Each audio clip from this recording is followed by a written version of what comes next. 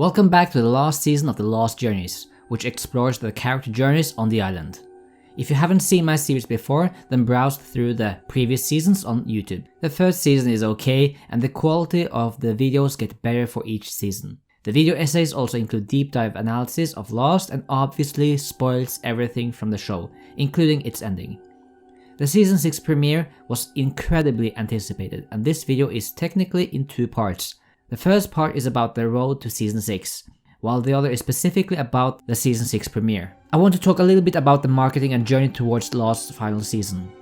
This is something that is lost now in the streaming age, when you can just hit next on your remote. But there were long hiatuses between the seasons. For the first 3 seasons, they only lasted around 4 months, with the new season premiering in the fall. So you got pretty much the entire summer to ponder on the finale's twists and turns, making theories and create long discussions on the forums out there. The last 3 seasons premiered after New Year's in January or February, giving around 9 months of waiting. This is not that usual these days. Remember when we waited almost 2 years between Game of Thrones season 7 and 8, with season 8 only having 6 episodes? Or that we have to wait 3 years for a new season of Stranger Things as well as Squid Game. It's pretty crazy that we waited for a couple of months for Lost season 2 and got over 20 episodes with some breaks in between. Between the seasons, the fans were served with some fun activities. After season 1 aired, people fiddled around on oceanicair.com that had some fun minigames with a seating chart. It also had this fake page from the season 1 finale. This would reveal that the monster was a mapinguari, a mythic beast that lives in the Amazon and has been the subject of many folk stories. This was all just made up by someone at ABC though, so it was never a page that was part of Lost. I mean, J.J. Abrams did not have anything to do with the season 1 finale. Another activity was oceanicflight815.com, which had a fun connect the dots game that would give you a surprise at the end, a brand new scene from season 2. After season 2 we got The Lost Experience, which was the biggest alternate reality game we had from Lost, and I've covered a lot about it in the previous videos. There's also a few in-depth documentaries about it, linked in the description. After season 3 we had the Mobisodes Missing Pieces that ran from November to January, as well as the alternate reality game Find 815, which was also quite impressive. It gave a lot of clues about season 4, such as the Black Rock Ledger that Widmore bought, revealed in the episode The Constant, and the story was about the ship that discovered the Flight 815 wreck, as seen in the episode Confirmed Dead. After season 4 we had the Dharma Recruiting Project, which had the same feel as The Lost Experience, a massive online game marketed at San Diego Comic-Con, and also included cross-promotion with the American rock band The Fray and their music video with Lost clips. However, the game got cancelled, so instead we got regular sneak peeks into season 5. But season 6 was so secretive that we didn't get any sneak peeks. The massive promotion of the past seasons with clues, screenshots, promos, music videos and so on was non-existent. The whole premise of season 6 was a massive mystery. With the previous season finales we would have some idea where the next season would start, either by going into the hatch, seeing where Kate, Sawyer and Jack were taken, Minkowski sending the helicopter to the island, or the continuation of Jack and Ben's plan of returning to the island. We were left clueless as to where the show would transpire in the next season. We came to Comic-Con 2009 and wondered what they would reveal, but instead they rather celebrated the past 5 seasons. They were secretive about the upcoming season and what happened after Juliet hit Jughead. The clips we got to see were very mysterious. It included this, Hurley's commercial. Hi, I'm Hugo Reyes, owner of Mr. Clucks. Ever since I won the lottery, I've had nothing but good luck. And now, I share that luck with you, mates. On a recent vacation to Australia, I had a dream while camping under the stars of the outback.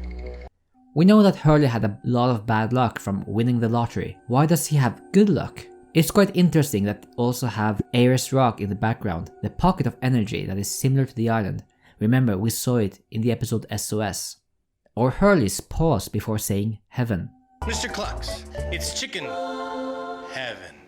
Another commercial, Oceanic Airlines. In the air since 1979. Oceanic Airlines. 30 years with a perfect safety record.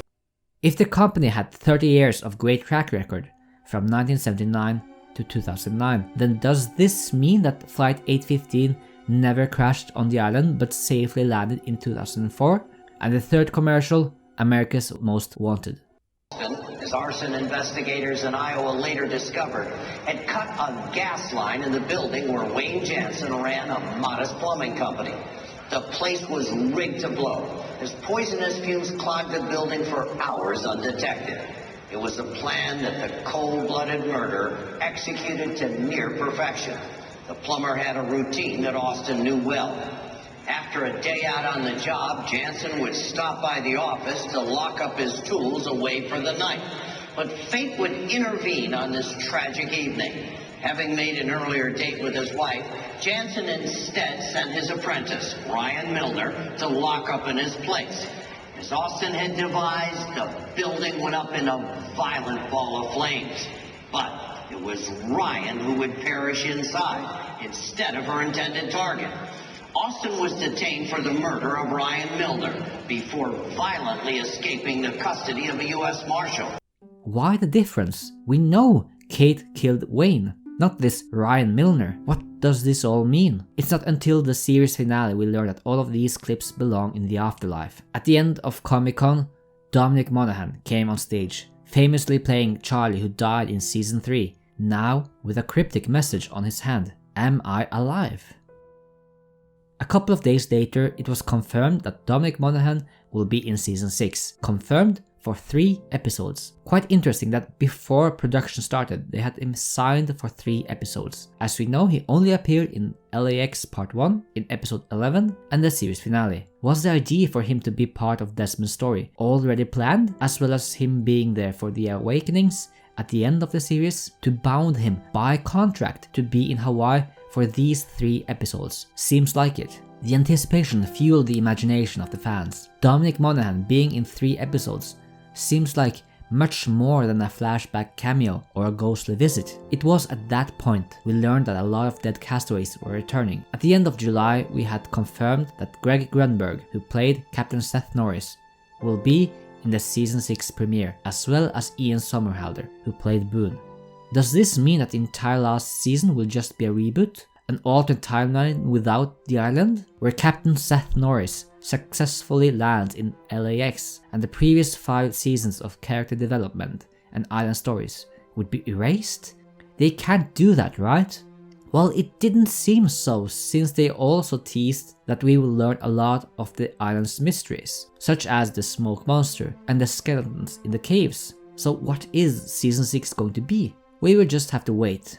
In the meantime, the games for this year's hiatus consisted of Lost University, as well as Damon Carlton and the Polar Bear, helmed by comedian Paul Scheer. He revealed to us this on August 10th, that the season 6 premiere title is LAX, with a space between LA and X. What does that mean? Obviously, we connected to the plot that carried on from this previous season finale, that Flight 815 will land on the Los Angeles airport, more commonly known as LAX. But there's a space between it, so there's something off. Looking back at it now, Los Angeles is already referred to as City of Angels, since it's Spanish for the angels. And with all the characters living there, even those that technically should be in New York, such as Rose and Bernard, or even abroad, such as Charles and Eloise, them being in the City of Angels works quite well. I like that LAX, the episode title, not only refers to them landing in this place in the afterlife that they've all created, but that the episode title's X means death, and that you can read the episode title as Life After Death. I believe some fans wondered whether or not we're gonna see something akin to a purgatory in season 6, but most fans, myself included, were tricked that we were about to see some sort of what-if timeline, where the characters land safely in Los Angeles. Waiting for season 6 was excruciating, but also quite nice. It was the last hiatus. After this, the show would be over. There was no music video by The Fray that gave us tons of new scenes, nor any games that would give us a sneak peek on the new seasons. No. The promos were all without any season 6 footage. That doesn't mean they weren't cool. The Spanish TV channel Cuatro made an amazing season 6 promo that got the attention of Lost fans around the world. ABC ended up with a deal with them and redubbed this with Terry O'Quinn. In December, Quattro was invited to Hawaii. Hi, Emily. Hi, my name is Raquel. Very nice to meet you. Nice to meet you too. Claire. Hola, John. You are here. Is Claire coming back? Yeah, I think they released a while ago that I was after I left in season 4 that I was coming back season 6. There was one promo with a short frame of Crazy Claire, taken from the end of What Kate Does. But other than that, there were no scenes from season 6 in their promotion. Now it was January and things were ramping up, less than a month away to the premiere. On January 6th, it was announced that the President's State of the Union would be on January 26th or February the 2nd. Fans protested if the 2nd was going to be selected, since that was the premiere date. Maybe ABC reacted too, since a lot of money was spent on promoting the February 2nd premiere date. 2 days later, the White House backed down. White House Press Secretary Robert Gibbs did not offer up any specifics to reporters today when asked about a date for the president's upcoming State of the Union address. He did, however, rule out one possible date. I'll say this on behalf of ABC Radio. I don't foresee a scenario in which the millions of people that hope to finally get some conclusion in Lost are preempted by the president. You can quote a senior administration official. A little plug for the network there. February 2nd is the scheduled date for the premiere of ABC's Lost. ABC also held a contest in the US where the winner would be given a message in a bottle. It would contain the first 4 minutes of season 6. Additionally, there was a note saying nothing's irreversible and a USB stick. And of course, the winner decided to leak the video online. This was 4 days before the premiere. Come on, you son of a bitch!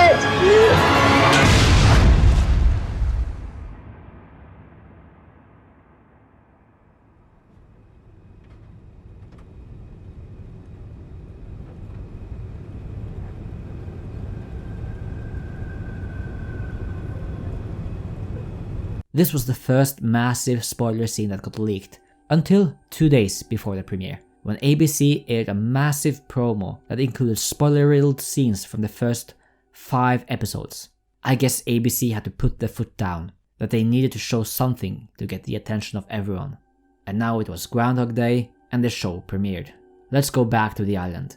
We're back in late 2007, November or December, we don't know exactly when, but shortly after Jacob is killed, a bunch of characters zap into existence here, near the Swan site.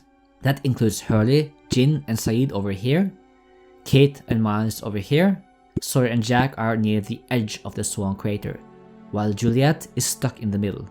The rules of time travel still apply. The clothes they wear travel with them, as well as everything they're holding onto. Hurley was leaning onto a Dharma van and Jin might have been inside it during the flash. So they managed to bring an entire van 30 years into the future. Inside the foot of the statue of Tavret, Jacob's body has been reduced to ashes. Ben goes out to retrieve Richard. Bram is tired of waiting. He takes Wolf, Salinger and Burnett inside. After they enter, the man who appears to be Locke takes the form of the smoke monster, killing Bram as well as his 3 companions, but leaves Ben untouched.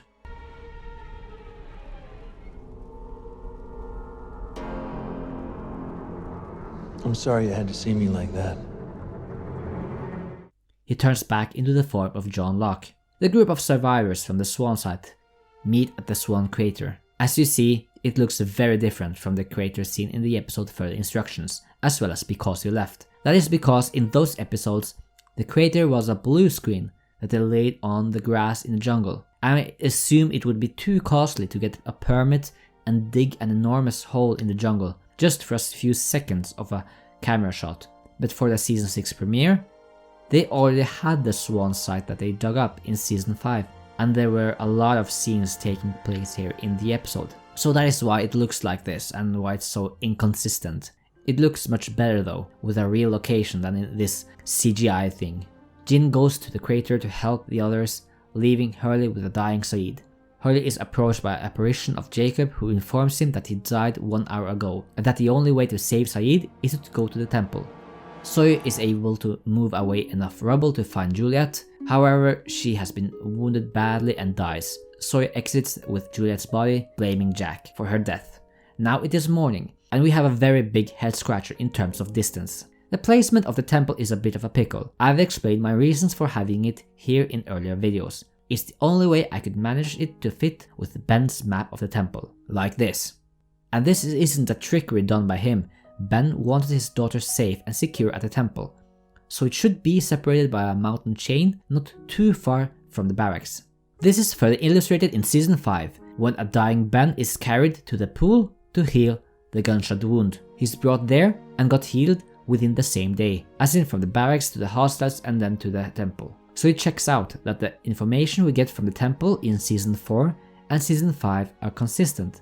There is some distance from the barracks, but it doesn't demand a very long journey. But getting to the barracks is over a day's journey from our beach camp.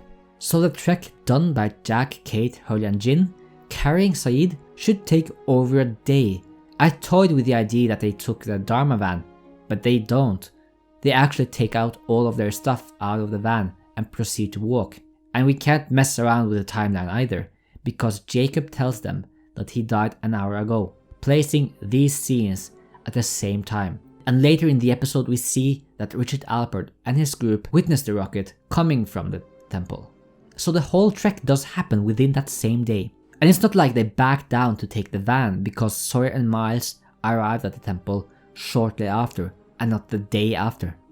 This is the same problem we witnessed in the later seasons of Game of Thrones, when the pace was quicker and the characters seemed almost like teleporting around Westeros. Them carrying Saeed to the temple would in reality be just like the tail section carrying Sawyer across the island. However, now we only see one scene of them taking Saeed on a stretcher and start walking, and in the next one they're already at the temple wall. If I had to rewrite it, I would have had them take the van. It's Saeed's life we're talking about, and they need to get to the temple as quickly as possible. Also, it's fun that the others, Sun and Lapidus, simply waited at the beach for all this time. Might have even heard the monster roaming around in that statue. I guess they might have just taken a nap at some point. They navigate through the tunnels until they end up on the inside of the wall and are led to the temple. This is my map of it. Big shout out to Usunol for his Minecraft map, which was of help. Unfortunately, I haven't found any blueprints from the production like I did for the Swan, but the temple in itself was a fascinating build. The whole thing was an inside and outside set, with this wall being built in Paradise Park at Manoa Valley. This is the same rundown abandoned park that was used for the Hydra facility. In the original Paradise Park map, there is a small lagoon, and I believe it's this pond over here. This building is the main facility, while this is the filming location of the temple facade. All of this is overgrown now, since it's been 30 years since the park closed. Then the courtyard was filmed on the parking lot outside the studio. The temple was a major undertaking and a major collaborative effort from a lot of our brilliant team. I knew I wanted it to be an indoor-outdoor set, and it was Zach Grobler, production designer's brilliant notion to build the courtyard actually outside of our main soundstage. This was a huge task. It took a lot of planning, and we got it just in time to shoot. While the interior set would be the pool room, and this is quite fun. In the Lost on Location featurette, we can see that they redressed the Looking Glass station. Remember, they had a pool in the middle and filled it with water. This massive set was now turned into the temple pool. There's also a bunch of rooms that are not present in the original model as seen here, so we have to fill in the blanks. I'll talk more about this in later videos. The whole design reminds you of Hindu-Buddhist temples like Angkor Wat in Cambodia due to the Dravidian architectural style and the many Southeast Asian elements that are present here. Close by the Angkor Wat in Cambodia, we also have the Ko Ker Temple, which is more remote than the Angkor Wat but also bear its similarities with the temple from Lost. You can also see in the background here that these temples were used as an inspiration. The history of the temple will be covered towards the end of Lost Journey Season 6, but I've already said in previous videos that I think that the pool room, this chamber over here, might have been built by an ancient civilization likely Egyptians, and then a different group came and built the pyramid and then added Hindu and Buddhist iconography before completing the wall around the temple. Even the Angkor Wat temple has an outer wall, so it's possible that the entire area is a perfect square, and in the glory days this was a nicely mowed down area before entering the temple that would be situated in the middle. When they reach the temple, they are met with Dogen. They are about to be killed when Hurley reveals that Jacob has sent them. They open the guitar case. There's a wooden ankh containing a message indicating that if Said dies, they will be in a lot of trouble. In this video I mentioned my theory about how Jacob traveled off the island and how he physically left instead of astral projecting himself. At some point in 2007, Jacob left the island and brought with him this ankh. Whether or not he carved this in Los Angeles or on the island, we don't know. He placed it in a guitar case. It's not the same guitar case as Charlie's, but very similar, so Jacob might have been inside a music shop in LA to find one that looks as much as Charlie's as possible. But what about the note? Prop master Rob Kiker revealed this about the note in the ankh.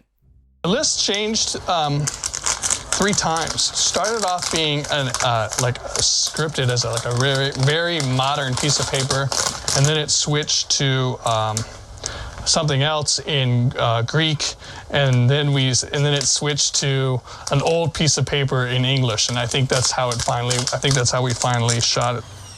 In the Lost Encyclopedia as well as the Lost Auction, we see that the note was simply the names of all the candidates: Locke, Reyes, Ford, Jarrah, Shepard and Kwon.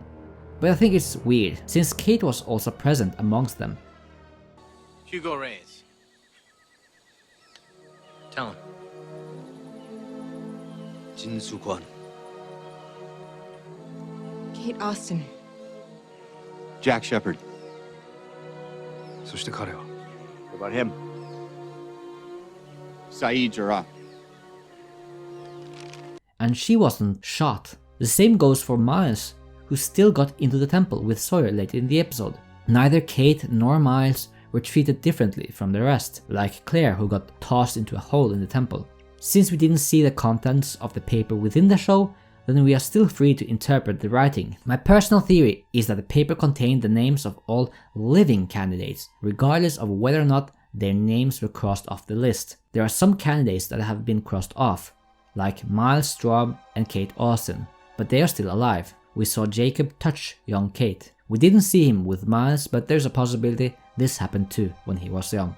They would still toss Claire in a hole, since they already know she's claimed. Dogen leads a group of others, along with Jack, Kate, Jin, Hurley and an unconscious Said, to the pyramid. They pass this hallway and end up in the courtyard. We don't know what exists here, but it can't be a hollow building or else the whole thing would crumble down. I don't think there's a lot of living quarters here, maybe a few. The hallway splits apart and goes to the courtyard since we see 2 doors. There is an additional door over here to a smaller pyramid-shaped building, which would lead to Dogen's chamber. And then in here is the sacred pool, enclosed by pillars of Egyptian writing.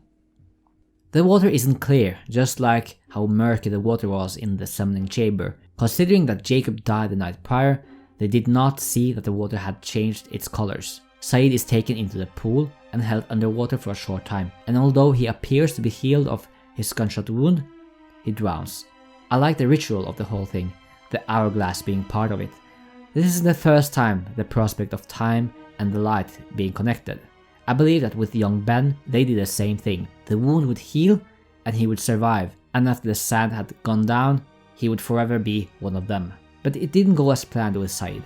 The water did heal his body, since the gunshot wound disappeared, but his soul was not healed. It's like a dark baptism, even with the classical Jesus pose, which is conflicting with Said being a Muslim. Muslims are not baptized. There are Islamic teachings of purification of the heart and the soul, about how to place trust in Allah the Almighty and not allow Satan to overpower them.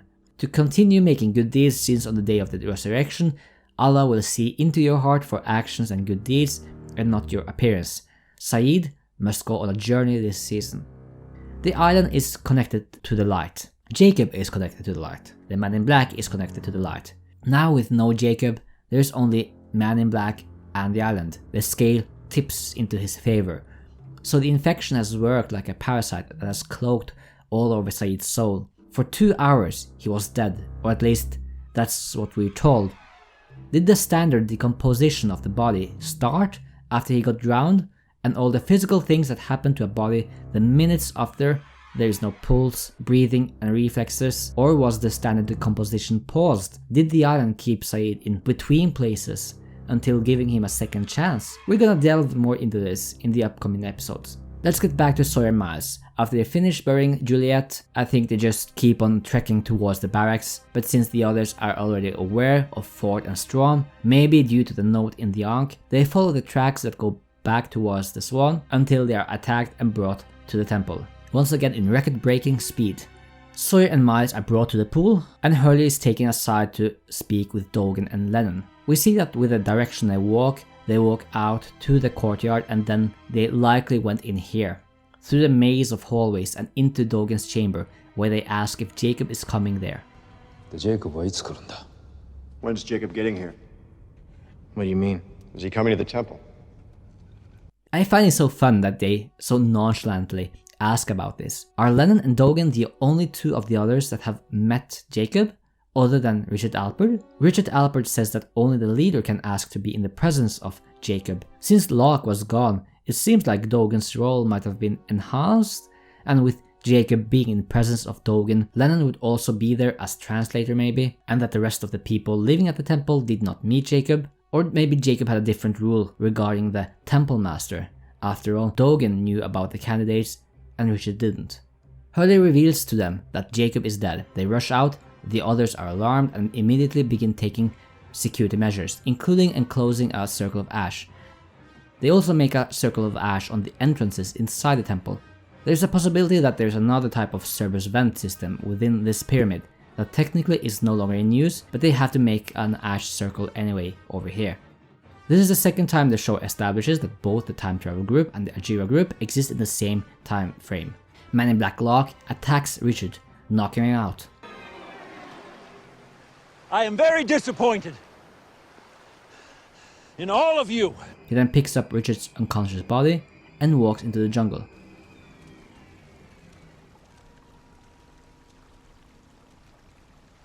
You're Shepard? Yeah. Then asks to speak with Jack in private, and when he refuses, they look over to Saeed, who wakes up. Next episode is a bonus episode. It's gonna come out on the same time on Wednesday in a week. See you then.